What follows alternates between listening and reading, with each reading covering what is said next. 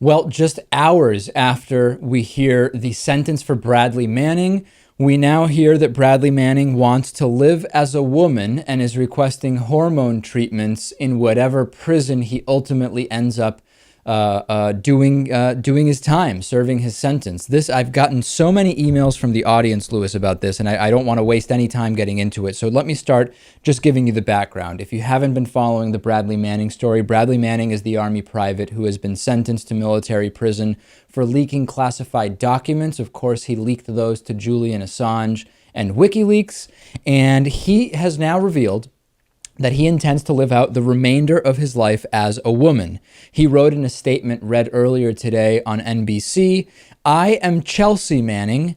I am female. Given the way that I feel and have felt since childhood, I want to begin hormone therapy as soon as possible. I hope that you will support me in this transition." Manning is 25 years old. He was sentenced, as we talked about yesterday, to 35 years in prison.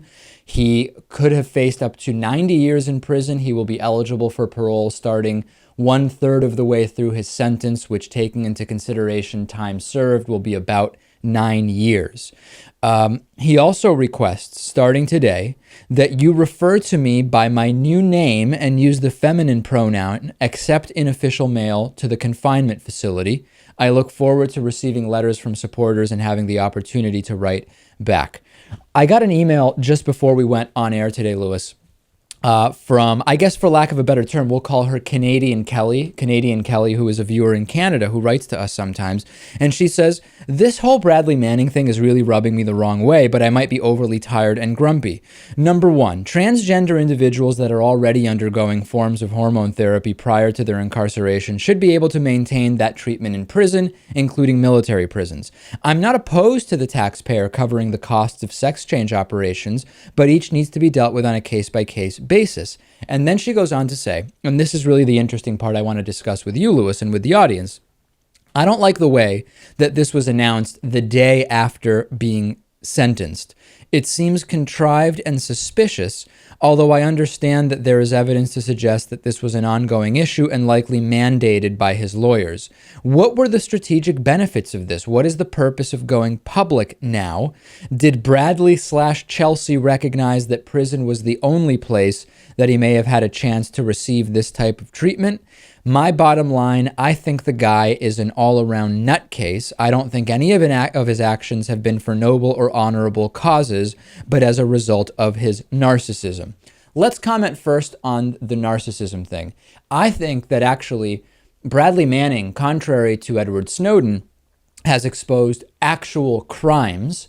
And therefore, can we say that whether or not his intentions were from a narcissistic source, that it was still a positive thing to see what it was that Bradley Manning revealed? I think Edward Snowden is a bit more of a narcissist, just from what I've seen, interviews, just the situation in general. So I wouldn't say that. I think these were still both people who were genuinely concerned about the direction this country was headed in. We have from NBC News a bunch of information about what will happen with the hormone therapy he's requesting as part of his sex reassignment. Can Manning get hormone therapy in a U.S. military prison? The Army. This is Kimberly Lewis, a spokeswoman for the prison that he is likely to serve his time in. "The Army does not provide hormone therapy or sex reassignment surgery for gender identity disorder. If Fort Leavenworth does," and then Bradley Manning said, "If Fort Leavenworth does not provide it, then I'm going to do everything in my power to make sure they are forced to do so." Have other prisoners received hormone therapy or sex change surgery? No, no inmates have received sex reassignment surgery while in U.S. prison. There is this high-profile case in the Boston area, Lewis, that we actually talked about. I want to say it was last year, about a year ago, where a Boston judge actually told Massachusetts officials to grant the procedure to a transgender prisoner, Michelle Kozlek, who was formerly known as Robert. So do you find anything odd about the timing, Lewis, or is this just the way it had to be, where it would not have made sense to release this statement in the middle of a trial? That could be it, but let's also keep in mind, correct me if I'm wrong, but the military doesn't really have any provisions supporting transgender people, right? Only homosexual people. So That's it could actually have. right. When we talked about Don't Ask, Don't Tell being repealed, one of the main criticisms that we heard was that it's number one, well, putting aside any criticisms about the actual removal of the policy, that it didn't address transgender. Right. So I'm thinking that maybe just because technically Bradley Manning was still a member of the military, that might have had something to do with it. All right, send us your thoughts on Bradley Manning saying he wants to live out the rest of his life as a woman.